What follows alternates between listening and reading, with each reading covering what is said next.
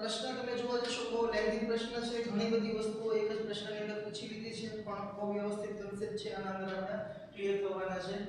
બીજી એક વાત કે 2020 ની અંદર જે ગુજકેટની પરીક્ષા લેવાની 24 ઓગસ્ટ 2020 એના અંદર આ ઉદાહરણના આધારિત એક પ્રશ્ન છે ગુજકેટની અંદર પૂછાઈ ગયો છે, અને આધારિત તો શું એમ કહી શકાય કે આના અંદરથી એક નાનકડી વસ્તુ છે એ ગુજકેટમાં પૂછાઈ ગઈ છે.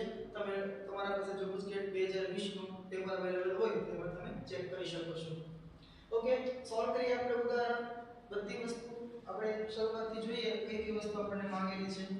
સૌપ્રથમ પાસે વીંટાળેલા 100 આટા વાળું 10 સેન્ટીમીટર ત્રિજ્યાનું એક વર્તુળાકાર ગુંચળું કે જેમાંથી 3.2 એમ્પિયરનો વિદ્યુત પ્રવાહ છે વહે છે. તો જે આપણને ડેટા આપેલો છે એ સૌપ્રથમ તો આપણે અહીંયા લખી લઈએ. 100 આટા, તો આટાની સંખ્યાને આપણે કેપિટલ N થી બતાવીએ.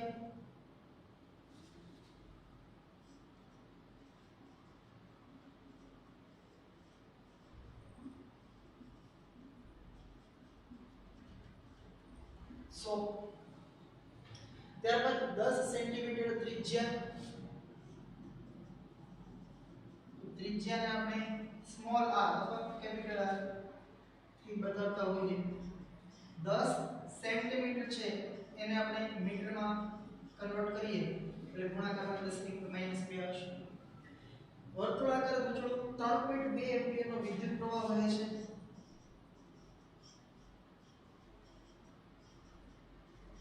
તો વિદ્યુત પ્રવાહને I વડે બતાવીશું 3.2 એમ્પિયર. તો સૌથી પહેલો પ્રશ્ન આપણને એ શું કીધું છે, આ ગુંચળાના કેન્દ્રમાં કેટલું ચુંબકીય ક્ષેત્ર હશે, અને ગુંચળું જે છે એનો આકાર પણ આપણને આપી દીધો છે. કેવું ગુંચળું છે? વર્તુળાકાર ગુંચળું. તો આમ જોવા જાવ તો આપણે બાયો સાવર્ટનો નિયમ છે એના મદદથી એમ્પિયરના સર્કિટલ નિયમની અંદર આપણે પણ એમ્પિયર સર્કિટલ નિયમ આપણે લગભગ એનો ઉપયોગ નથી કર્યો. બાયો સાવર્ટના નિયમના ઉપયોગમાં આપણે એ સૂત્ર છે તારવ્યું હતું કે વર્તુળાકાર લૂપ હોય એમાંથી જ્યારે વિદ્યુત પ્રવાહ વહેતો હોય તો એના કેન્દ્ર આગળ આપણને ચુંબકીય ક્ષેત્ર કેટલું મળે. સૌથી પહેલો પ્રશ્ન એ જ છે આપણે, તો અહીં આપણે જવાબમાં લખીએ કે વર્તુળાકાર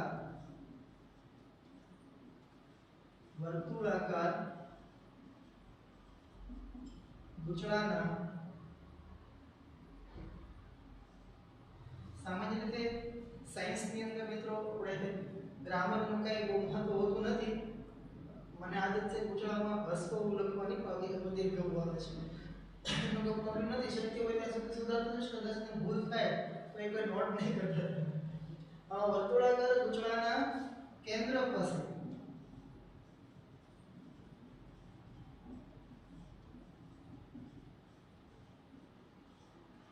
ઉદ્ભવતું ચુંબકીય ક્ષેત્ર. તો એનું આપણે સૂત્ર છે એ બનાવ્યું હતું B બરાબર μ0 I/2a. a એટલે ત્રિજ્યા, અહીં આપણે કીધી છે r. તો μ0 I/2r. પણ તમે જો અહીંયા તમને આટાની સંખ્યા આપેલી છે, તો આટાની સંખ્યા વડે આને ગુણાકાર કરવા ભૂલવાનું નહીં. કિંમતો મૂકીએ આપણે. n એટલે આટાની સંખ્યા આપી છે આપણને 100. μ0 ની કિંમત છે 4 pi 10 to the power -7. I એટલે વિદ્યુત પ્રવાહ 3.2 એમ્પિયર છેદમાં 2, અને r કે ત્રિજ્યા. તો ત્રિજ્યા તમે જોવા જાવ કે 10 × 10 ની -2 એટલે આ થઈ જશે 10 ની ઉપર -1. અહીંયા લખી દઈએ 10 ની ઉપર -1 ઘાત. ઓકે, હવે આપણે ગણતરી કરીએ કે લગભગ છેદ તો ઉડતા નથી. 2 × 2 2 × 2 4. એ સિવાય તો બીજી કોઈ વસ્તુ ખબર નથી. તો ચુંબકીય ક્ષેત્ર B બરાબર 2 પાઈ ની કિંમત છે 3.14. તો 2 × 3.14 એટલે 6.28. 6.28 એને ગુણ્યા 3.2 આપણે કેલ્ક્યુલેટરનો ઉપયોગ છે કરી શકીએ છીએ. તો 2 પાઈ એ થશે 6.28 એને ગુણ્યા 3.2 20.7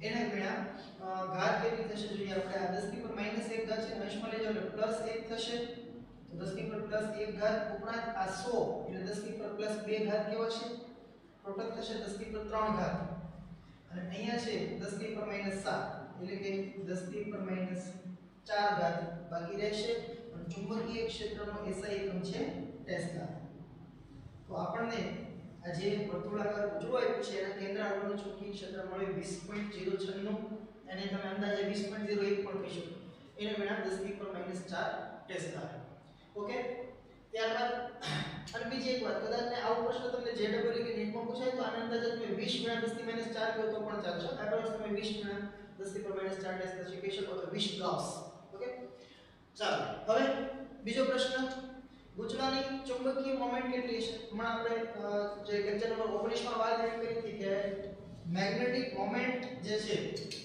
એને આપણે સ્મોલ m થી બતાવીએ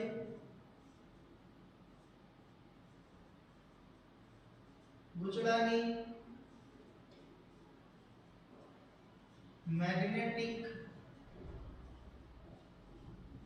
મોમેન્ટ m બરાબર સૂત્ર છે IA I એટલે કે વિદ્યુત પ્રવાહ અને A એટલે જે ગુચલાની આપણે વાત કરતા હોય એનું ક્ષેત્રફળ પણ n આંટાઓ આપેલા છે તો એના સાથે આપણે એનો ગુણાકાર કરી નાખીશું બરાબર હવે n I A એટલે ગુચલાનું ક્ષેત્રફળ આપણને આપ્યું નથી તો આપણને આકાર ખબર છે ગુચલું છે વર્તુળાકારનું છે અને વર્તુળાકાર ગુચલાનું ક્ષેત્રફળ પાઈ r² બરાબર n ની કિંમત છે 100 વિદ્યુત પ્રવાહ છે 3.2 એમ્પિયર પાઈ એટલે 3.14 અને r² r તમે જોવા જો 10 ની પર -1 ઘાત છે એનો વર્ગ કરશો એટલે 10 ની પર -2 ઘાત તો 10 ની પર -2 ઘાત અને આ 100 એટલે 10 ની પર +2 ઘાત કેન્સલ થઈ જાય 3.2 ગુણ્યા 3.14 આમ તમે જોવા જાવ અહીંયા આપણે કર્યું હતું 2 ગુણ્યા પાઈ એટલે ગુણ્યા 3.2 એનો જવાબ આપણો 20.096 ને તો આ પાઈ અને 3.2 નો ગુણાકાર આપણે કરવાનો છે એટલે આને તો અડધું છે એટલે એ થઈ જશે 20.096 ની જગ્યાએ 10.048 મેગ્નેટિક મોમેન્ટ નો એકમ શું બને જો આ m આંટાઓની સંખ્યા છે I વિદ્યુત પ્રવાહ છે એમ્પિયર અને ક્ષેત્રફળનો એકમ મીટર સ્ક્વેર તો એમ્પિયર મીટર સ્ક્વેર આ આપણને એની મેગ્નેટિક મોમેન્ટ મળે અહીંયા મેગ્નેટિક મોમેન્ટને સદિશ સ્વરૂપે બતાવવાની કોઈ જરૂર નથી કારણ કે આપણને ખબર નથી વિદ્યુત પ્રવાહ છે કઈ દિશામાં વહે છે નહીં તો આપણે મેગ્નેટિક મોમેન્ટ દિશા છે બતાવીએ મેગ્નેટિક મોમેન્ટનું મૂલ્ય આપણને મળશે 10.048 એમ્પિયર મીટર સ્ક્વેર ઓકે ત્યારબાદ આગળ જઈએ રકમમાં શું કહે છે જુઓ હવે ગુચલાને શિરોલંબ સમતલમાં એવી રીતે રાખેલું છે કે જેથી તે તેના વ્યાસ સાથે એક રેખાસ્થ એટલી સમક્ષિતિજ અક્ષ પર મુક્ત રીતે ભ્રમણ કરી શકે છે 2 ટેસ્લા જેટલું ચુંબકીય ક્ષેત્ર એવી રીતે પ્રવર્તે છે કે જેથી શરૂઆતમાં ગુચલાની અક્ષ આ ક્ષેત્રની દિશામાં હોય હવે અહીંયા એક વસ્તુ હું તમને કહી દઉં જો આપણે શું કીધું છે કે 2 ટેસ્લા જેટલું નિયમિત ચુંબકીય ક્ષેત્ર એવી રીતે છે કે જેથી શરૂઆતમાં ગુચલાની અક્ષ એ આ ક્ષેત્રની દિશામાં હોય ગુચલું છે વર્તુળાકાર છે અહીંયા હું બતાવવા પ્રયત્ન કરું ધારો કે આ ગુચલું છે બરાબર અને અત્યારે ગુચલું હું જે બતાવું છું એ હું કંઈક આ પ્રકારે રાખું છું આ રીતના વર્તુળાકાર ગુચલું છે તો એની અક્ષ એટલે શું આપણે અગાઉ પણ વર્તુળાકાર રિંગ વાળી વાત કરી હતી ત્યારે મેં તમને લગભગ આવું જ કંઈક ઉદાહરણ આપ્યું હતું અક્ષ એટલે શું કેન્દ્રમાંથી પસાર થતી રેખા બરાબર તો આ કેન્દ્રમાંથી પસાર થતી રેખા તમે જો અહીં બતાવો તો આ જે લાઈન છે એ ગુચલાની અક્ષ થશે બરાબર હવે આનો ક્ષેત્રફળ સદિશ કઈ રીતે હોય તો ક્ષેત્રફળ સદિશ આપણે વાત કરી હતી છેલ્લા લેક્ચરમાં વર્તુળ છે વર્તુળ આ રિંગ તમે કહો વર્તુળાકાર લૂપ તો એ ઓપન સરફેસ ની હશે તો એનું ક્ષેત્રફળ સદિશ એના સમતલને લંબ રૂપે હોય તો એના સમતલને લંબ રૂપે તમે આમ પણ લઈ શકો અથવા તો આ તરફ પણ લઈ શકો પણ અહીંયા આપણને પ્રશ્નની અંદર જ એવું કહી દીધું છે જુઓ જરા કે 2 ટેસ્લા જેટલું 2 2 ટેસ્લા જેટલું નિયમિત ચુંબકીય ક્ષેત્ર એવી રીતે પ્રવર્તે છે કે જેથી શરૂઆતમાં ગૂંચળાની અક્ષ આ ક્ષેત્રની દિશામાં હોય. બરાબર, ગૂંચળાની અક્ષ જે છે એ ક્ષેત્રની દિશામાં છે. તો આ અક્ષ છે અને ચુંબકીય ક્ષેત્ર જે અહીંયા લાગુ પાડેલું છે એ અક્ષની દિશામાં છે. ચુંબકીય ક્ષેત્રને આપણે આ રીતે બતાવીએ તો આ ચુંબકીય ક્ષેત્ર છે.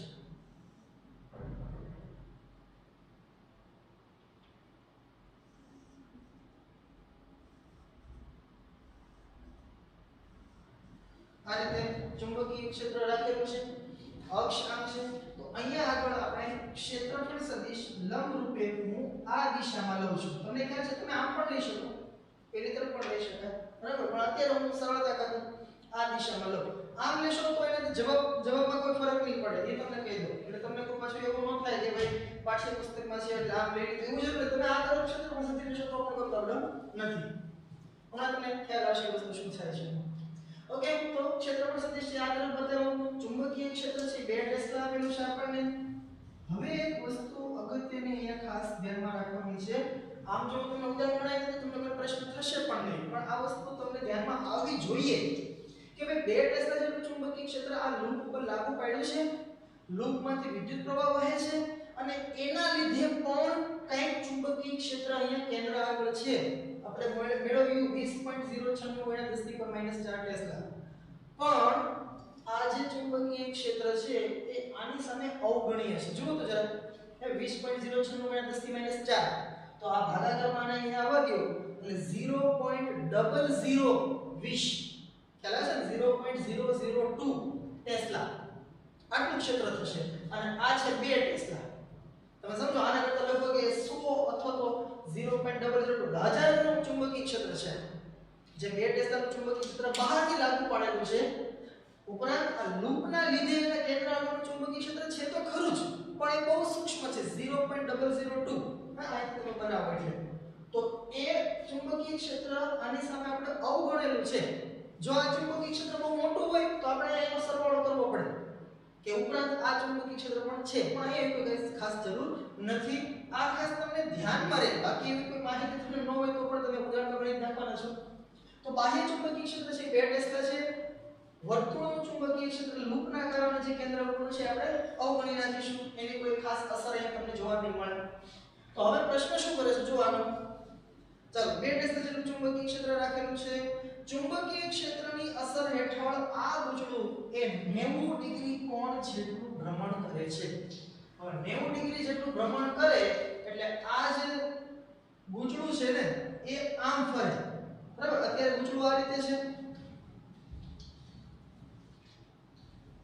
ગૂંચળું જે છે એ આ રીતે છે. બરાબર, એ આમ થઈ જશે. બરાબર, ચુંબકીય ક્ષેત્ર આમ બતાવીએ આપણે, ગૂંચળું આ રીતે છે તો ક્ષેત્રફળ સદિશ આમ લીધો છે. બંને એક જ દિશામાં થશે ને, ચુંબકીય ક્ષેત્ર અને ક્ષેત્રફળ સદિશ બે એક દિશામાં શરૂઆતમાં. હવે આ ગૂંચળું 90 ડિગ્રી જેટલું ભ્રમણ કરે એટલે આમ ભ્રમણ કરી શકે છે. બરાબર, તો આ રીતે ભ્રમણ કરે તો હવે ક્ષેત્રફળ સદિશ ઉપર થઈ જશે, ચુંબકીય ક્ષેત્ર પેલી તરફ. તો 90 ડિગ્રીના ભ્રમણના લીધે ચુંબકીય ક્ષેત્ર અને ક્ષેત્રફળ સદિશ એકબીજાને લંબ થઈ જશે. ઓકે, તો આ વસ્તુ ખાસ ધ્યાનમાં રહે આપણે. તો અહીંયા આગળ હું એવું લખું કે theta I equals to 0 degree. Initial angle, theta છે ખૂણો, I કહેતા initial, અને theta f final angle કેટલો છે તો કે 90 ડિગ્રી. અને આ theta શું છે? theta is an angle between B and A. એટલે કે ચુંબકીય ક્ષેત્ર અને ક્ષેત્રફળ સદિશ વચ્ચેનો ખૂણો છે. ચાલો, તો આટલી માહિતી આપણને આપી અહીંયા સુધી. હવે આટલો પેરેગ્રાફ છે એના આધારે આપણે બીજા બે પ્રશ્ન પૂછેલા છે સી અને ડી. સી પ્રશ્ન જોઈએ. ગૂંચળાની પ્રારંભિક અને અંતિમ સ્થિતિઓમાં તેના પર લાગતા ટોર્કના મૂલ્ય કેટલા હશે? પ્રારંભિક સ્થિતિમાં થીટા બરાબર 0 છે તો આપણે અહીંયા લખીએ એક ગૂંચળા પર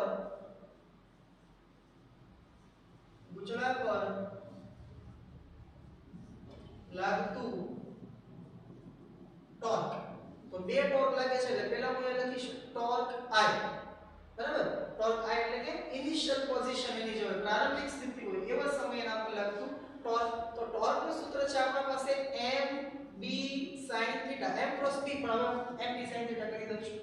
આ m એટલે m I a અથવા તો b ના sin θ, બરાબર. b ચુંબકીય ક્ષેત્ર, I ગુચડામાંથી વહેતું પ્રવાહ, n ગુચડાના આંટાની સંખ્યા, a ગુચડાનું ક્ષેત્રફળ અને sin θ, તો θ એ કોના વચ્ચેનો કોણ તો કે ચુંબકીય ક્ષેત્ર અને ક્ષેત્રફળ સદિશ અથવા તો મેગ્નેટિક મોમેન્ટ અને મેગ્નેટિક ફીલ્ડ ચુંબકીય ક્ષેત્ર વચ્ચેનો ખૂણો.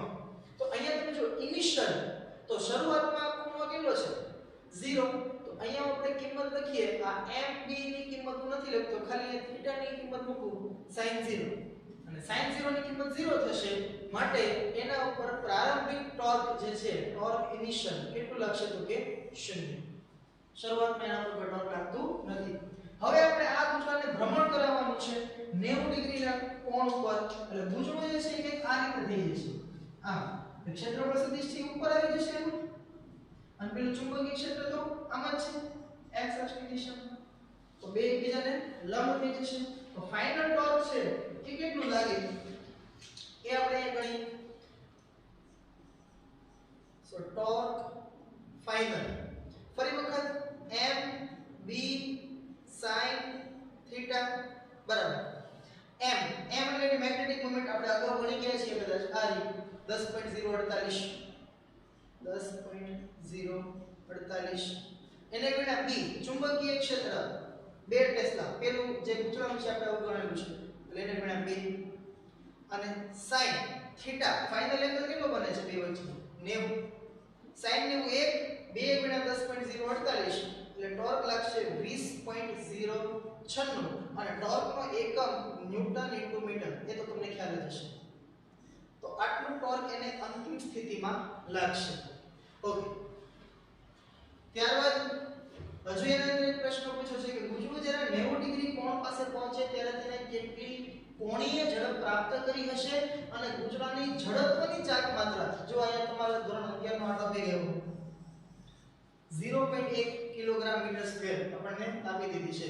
તો એ કઈ રીતે મેળવવી? તો હવે જુઓ કે ગુચડું જ્યારે આમ હતું બરાબર, ત્યારે θ બરાબર 0 છે, પછી θ બરાબર 90, ગુચડાને આમ ફેરવેલું છે બરાબર. તો ગુચડું જ્યારે આમ ફરે 90 ડિગ્રી જે પાસે જ્યારે પહોંચે ત્યારે એને આપણે કાઈ બળ આપેલું છે ને, સમજાય વસ્તુ લે. ગુચડું આ રીતે હતું, આ રીતે ગુચડું છે, એને આપણે ફેરવીને આમ કરી નાખવાનું છે, બહારથી કાઈ આપણે એના પર બળ લગાડ્યું છે, અથવા અહીંયા એવું કહેવાય કે એને આપણે કોણીય સ્થાનાંતર કરેલું. ધોરણ 11 ની અંદર આ વસ્તુ આવશે. તો કોણીય સ્થાનાંતર કરેલું આપણે બરાબર, ખૂણો બદલ્યો, જે એનું સ્થાન નથી બદલાતું. તમને હું બતાવું કે ભાઈ આ વર્તુળાકાર ધારો કે લૂપ છે, શરૂઆતમાં આમ છે, હવે એને આપણે આમ કીધું, તો એનું સ્થાન નથી બદલાતું, લૂપ ત્યાં ને ત્યાં છે, માત્ર એનું કોણીય સ્થાનાંતર થયું. અને કેટલું સ્થાનાંતર થયું 90 ડિગ્રીનું. ખ્યાલ આવે છે ભાઈ? આખે આખું એક ભ્રમણ આમ ફરી ગયું હોય તો આપણે એમ કહીએ કે 360 ડિગ્રીનું એનું સ્થાનાંતર થયું, પણ એ કોણીય સ્થાનાંતર, રેખીય સ્થાનાંતર નથી. ગુચડું આગળ પાછળ નથી જતું, ગુચડું છે પોતાની જગ્યાએ, પણ કેવું સ્થાનાંતર કરાવીએ છીએ આપણે? કોણીય સ્થાનાંતર. તો આ કોણીય સ્થાનાંતર કરાવવા માટે આપણે એના ઉપર કંઈક બાહ્ય બળ છે લગાડ્યું છે, અથવા તો આપણે એના પર કંઈક વર્ક કર્યું છે, કંઈક કાર્ય કર્યું છે. તો સૌથી પહેલા તો અહીંયા આપણે લખીએ કે ભાઈ એ કાર્ય કેટલું કરેલું છે. અહીંયા હું લખું ગુચડાને ભ્રમણ કરાવવા માટે કરવું પડતું કાર્ય. કાર્યને આપણે w થી બતાવીએ.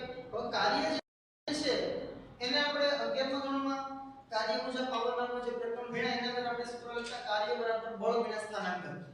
પણ એ વસ્તુ ક્યારે થાય? જ્યારે પદાર્થ રેખીય સ્થાનાંતર કરતો હોય ત્યારે. અહીં કોણીય સ્થાનાંતર છે તો આપણે કોણીય કાર્ય એવું કહી શકાય. તો એના માટે આપણે અહીં સૂત્ર લખીશું કોણીય બળ. કોણીય બળ એટલે ટોર્ક, અને સ્થાનાંતર અને કોણીય સ્થાનાંતર ને થીટા થી બતાવીએ આપણે બરાબર. એટલે અહીંયા હું લખું છું એનું કોણીય સ્થાનાંતર d થીટા, અને એનું આપણે અહીંયા સંકલન કરીશું. થીટા ફિક્સ નથી, થીટા સતત બદલતો રહે છે બરાબર, સતત બદલતો રહે છે થીટા, એટલે સંકલન કરીશું આપણે થીટા 1 થી થીટા 2 બરાબર. ચાલો, તો w બરાબર થીટા 1 થી થીટા 2 ટોર્ક નું સૂત્ર છે mb sin theta d theta.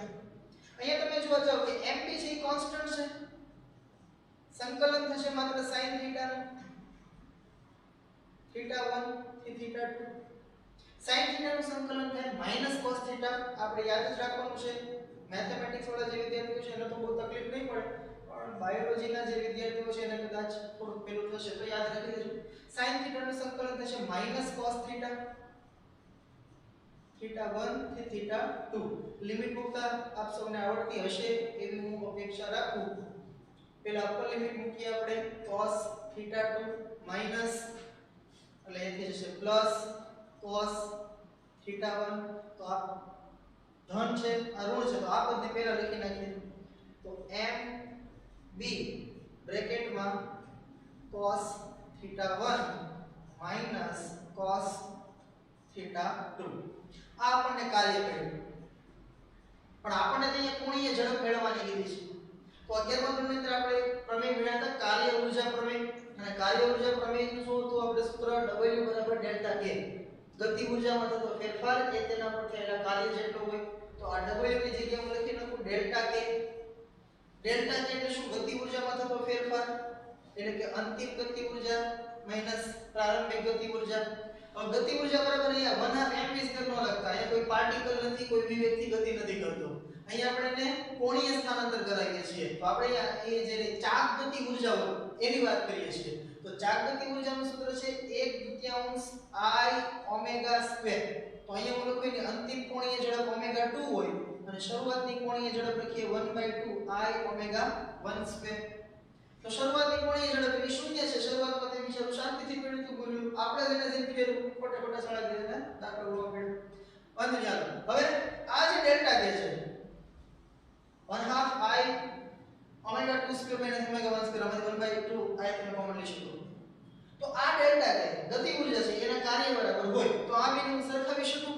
તો આપણે અહીંયા લખીએ તેથી 1/2 I ઓમેગા 2 સ્ક્વેર અને ઓમેગા 1 છે 0 કરી નાખીએ, શરૂઆતની કોણીય ઝડપ કાંઈ નથી તો એ વધી જશે. તો બરાબર W એટલે શું છે mb cos theta 1 minus cos theta 2. આપણે ઓમેગા મેળવવો છે, કોણીય ઝડપ મેળવવી છે, તો ઓમેગા 2 સ્ક્વેર એને હું કરતા બનાવું ઓમેગા 2 સ્ક્વેર. તો આ બે અહીંયા ગુણાકારમાં જશે એટલે 2mb I છેદમાં આવશે બ્રેકેટમાં cos થીટા 1. હવે હું થીટાની કિંમત મૂકી દઉં. શરૂઆતનો ખૂણો છે 0 ડિગ્રી માઈનસ છેલ્લો ખૂણો જે છે એ 90 ડિગ્રી બને છે. થીટા 2 ની જગ્યાએ 90 ડિગ્રી લખી. cos 90 ની કિંમત 0, cos 0 ની કિંમત 1, 1 ઓછા 0 1 એટલે આ બ્રેકેટનો જવાબ 1 આવશે. એટલે ઓમેગા 2 આ રીતે જો બનાવીએ અહીંયા સ્ક્વેર છે તો ઓમેગા 2 કરશું તો અહીંયા વર્ગમૂળ થઈ જશે √2mb ભાગ્યા I. ઓલો 1 છે એ અહીંયા લખતો નથી. હવે એમાં કિંમતો મૂકીએ, બહુ મોટો દાખલો થઈ ગયો છે. તો તેથી કોણીય ઝડપ ઓમેગા 2 અંતિમ કોણીય ઝડપ એની કેટલી હશે? વર્ગમૂળમાં 2 m એટલે મેગ્નેટિક મોમેન્ટ છે, મેગ્નેટિક મોમેન્ટ 10.048 અને એવું લાગે તો વર્ગમૂળ છે તો અંદાજે 10 કરી લેજો તો પણ કઈ વાંધો નથી. એને ગુણ્યા b ચુંબકીય ક્ષેત્ર 2 ટેસ્લા છેદમાં I. હવે અહીંયા I જે છે ને એ વિદ્યુત પ્રવાહ નથી, યાદ રાખજો. અહીંયા I ઓમેગા સ્ક્વેર જે મેં સૂત્ર લખ્યું ને આ I એ ઝડપની ચાક માત્રા છે. તો ઝડપની ચાક માત્રા આપણને આપી છે 0.1 એટલે 0.1 ને હું લખી શકું 1/10. હવે તમે જુઓ આપણે કેલ્ક્યુલેટરની કોઈ જરૂર નથી અહીંયા. આ 10 1/10 માં જે 10 છે છેદનો છેદ કહેવાય એને હું અંશમાં લઈ જઈ શકું. આ 2 ગુણ્યા 2 4 4 નું વર્ગમૂળ 2 એને ગુણ્યા આ છેદનો છેદ અંશમાં લઈ જાવ એટલે 10 અહીંયા અંશમાં આવ્યો. આ 10.048 નો અંદાજે 10 કહી દો તો એ 10 ગુણ્યા 10 કેવા છે 100 અને 100 નું વર્ગમૂળ 10. બરાબર? તો 10 અને 2 નો ગુણાકાર કરીએ એટલે અંતિમ કોણીય ઝડપ આપણને મળશે 20 રેડિયન પર સેકન્ડ. બરાબર? અહીંયા મેં 10.048 અંદાજે 10 લઈ લીધું છે, કદાચ તમે 10.048 રાખો તો કેલ્ક્યુલેટરની મદદથી પાછું તમારે ગુણાકાર કરીને વર્ગમૂળ કાઢો તો અંદાજે 20 પોઈન્ટ સમથિંગ આવશે, પણ આને કોઈ ખાસ ફરક નહીં પડે. ઝડપથી 20 રેડિયન પર સેકન્ડ એની કોણીય ઝડપ છે અંતિમ આપણને મળશે. એક ઉદાહરણ ખાલી આપણે અહીંયા પૂરું થયું છે. બહુ લેન્ધી ઉદાહરણ છે પણ કન્સેપ્ટ બહુ સારામાં સમાયેલા છે. ખાસ તો આ એક કાર્ય જે આપણે ટોર્ક લગાડીને એના ઉપર કાર્ય જે કરીએ છીએ એની વાત છે. અહીંયા ગતિ ઊર્જાનો ફેરફાર ને બધી વસ્તુ 11મા ધોરણથી આપણે લાવ્યા. આ એક જડત્વની ચાર્ટ માત્રા, બરાબર. અને મેં હમણાં તમને વાત કરી કે આ ઉદાહરણ આધારિત જ 24 ઓગસ્ટ 2020 ના રોજ જે ગુજરાતની પરીક્ષા લેવાની એમાં એક પ્રશ્ન પૂછાયેલો છે. એ લગભગ આ કોણીય ઝડપ વાળો જ છે. તમે પેપર તમારા પાસે અવેલેબલ હોય તો જોઈ લેજો. 20 રેડિયન પર સેકન્ડ કદાચ બેઠો પ્રશ્ન છે એમાં પૂછેલો છે. ઓકે, તો અત્યારે આપણે આ પાઠ્યપુસ્તક ઉદાહરણ છે કમ્પ્લીટ કર્યું. આ સિવાય હજુ પાઠ્યપુસ્તકના સ્વાધ્યાયની અંદર પણ આ ટોપિકને લગતા દાખલાઓ છે અમુક મળી રહેશે. એ આપણે હવે પછીના આગળના લેક્ચરમાં સોલ્વ કરીશું. Thank you.